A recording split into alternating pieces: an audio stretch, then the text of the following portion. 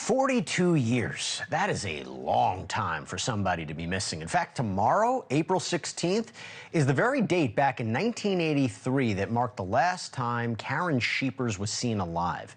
She was 23 years old, hanging out at a bar with some people that she worked with at a bank near Chicago. And at about 1 in the morning, Schepers got in her car, headed toward home, never arrived. Police used every tool, technique they had at the time to try to find her, but after a couple of months, they had no leads, they had no clues, no hope of finding Karen Schepers without a miracle. Turns out that miracle was coming. It just had to take 4 decades. Just this year, back in January, the police department in Elgin, Illinois, launched a true crime podcast hosted by 2 real detectives, hoping to get fresh eyes on some old and very cold cases, beginning with Karen Schepers' disappearance. And amazingly, tips just started pouring in. The podcast detectives went to work. And the very first cold case mystery they spotlighted, mystery no more. Divers found and pulled Karen Schepers' car from a river 6 miles from the bar where she was last seen 42 years ago. And yes, her remains were inside. I'm joined now by the heroes of this case, Detectives Matt Vartanian and Andrew Houghton from the Cold Case Unit of the Elgin, Illinois Police Department.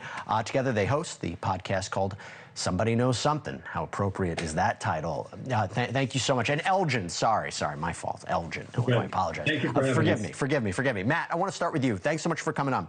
Matt, I mean, this episode drops in January. 2 months later, you solve the case. I mean, where do you go from here? That's a major breakthrough. Yeah, we are in the process. We still have a couple months left of this case, so we have roughly 3 to 4 additional episodes that we're going to continue with this case just to try to get additional answers for the family the best that we can. And then we're going to take a breath and just try to figure out what's next for us. You know, we want to make sure, you know, as we said, the family deserves these answers, so does Karen, so let's get the answers if we can do that. It's just a matter of waiting on a few different things with the case. And I want to pull this up. We have the moment when the car was actually pulled from the Fox River. We'll show it right here, because my understanding is you were both there. And when you looked at that, you were giving Karen's family personal items you found in the car. What was that like for the family? And what was that like for the 2 of you for this moment? Yeah, I think it was a pretty emotional moment for everyone. I mean, being able to give some of those items back to her mother, who's 90 years old, was just really great. It was a nice way to kind of bring everything full circle. We were able to give her mother a birthstone ring that Karen wore every day, and the 1977 class of Sycamore High School tassel, like the metal part of her tassel that was hanging from the rearview mirror. We recovered those items, so we were able to give them some things to kind of remember her by. So that was really great. And it gave him a sense of closure. My gosh. Matt, what was different this time? Why was it solved in 2025 as opposed to 1983? And let me ask you this. Any theories about what happened to Karen? Yeah, so we wanted to be as thorough as we could be with this case. We took it over roughly about October of last year, and we always knew that we were going to search the bodies of water. When we knew that she was at the bar, that was the last confirmed location that she was at. We knew that her house was on the east side of Elgin. So when you looked between those 2 points, we knew that there were several bodies of water in between them, the biggest being the Fox River. We had no official documentation in our case file that showed that there was ever any type of bodies of water that were being searched or anything like that. And Matt, do you have an idea of what happened to Karen? You have a theory?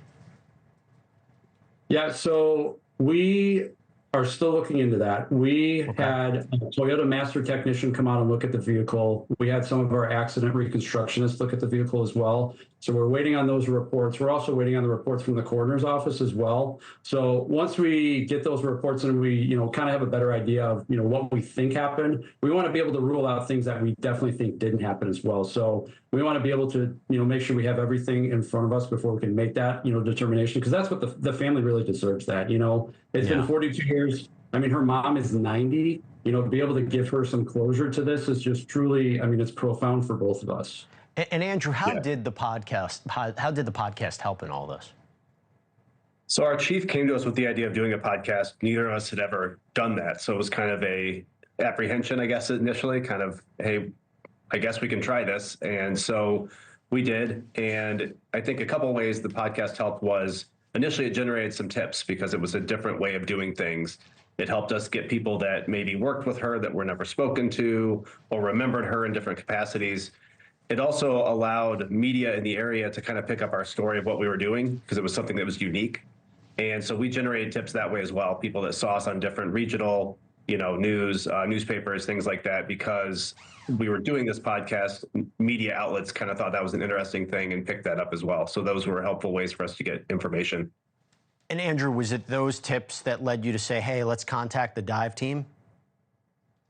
Yes and no. So we had a retired officer, Mike Goff, who had followed this group called Chaos Divers. They self-fund and take donations only. They don't charge law enforcement. They don't charge families. They do this for the right reasons. They just come out and help. So he had put us in contact with them. But some of the tips we got regarding the different routes that she could have potentially taken, we talked with people in her neighborhood that said one of the routes that we had identified as possibly being one that we thought she could take was definitely a route that was well known for people in the area. It was an area that would potentially flood. We got a lot of information about like where fencing was and things like that at that time from people who had listened to the podcast. So that was really helpful. And then hooking us up with Chaos Divers, we had looked at 6 different theories of what we thought could have happened to Karen in our case as we walked through the podcast. One of those theories was that she potentially crashed into a body of water or somehow her car ended up in a body of water. So that was something we were always going to look at.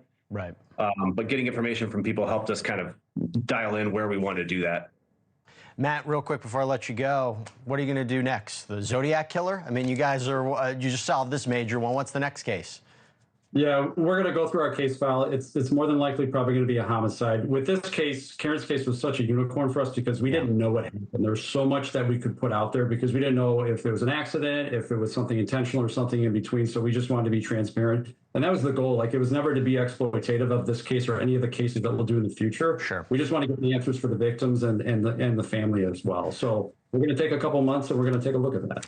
Well, listen, great work. Congratulations on the podcast. Congratulations on solving this. And I know the family must be so appreciative. Detectives Matt Vartanian, Andrew Houghton, thank you so much for taking the time. Thanks for having us. We appreciate it. You got it. And the podcast is called Somebody Knows Something. It's available everywhere where you get your podcasts. And by the way, Karen's funeral service is tomorrow, exactly 42 years to the day since she went missing. And the detectives, I believe, will be there. Thanks for watching.